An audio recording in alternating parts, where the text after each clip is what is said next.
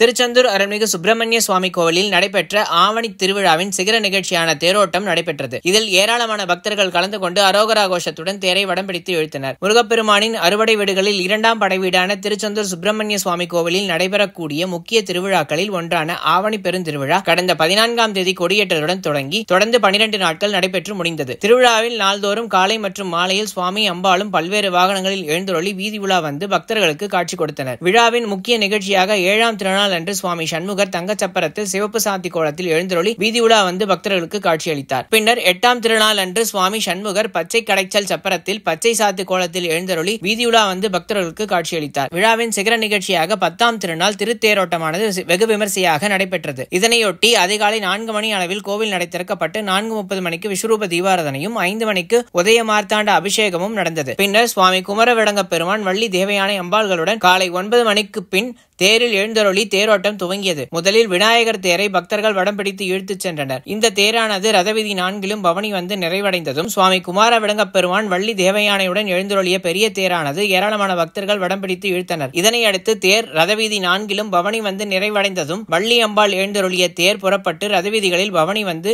நிலையை அடைந்தது. இந்த தேரோட்டத்தில் கோவில் நிர்வாகிகள், அரசியல் கட்சி பிரமுகர்கள், முக்கிய பிரமுகர்கள், தொழிலதிபர்கள் உள்ளிட்ட ஏராளமான பக்தர்கள் கலந்து கொண்டனர்.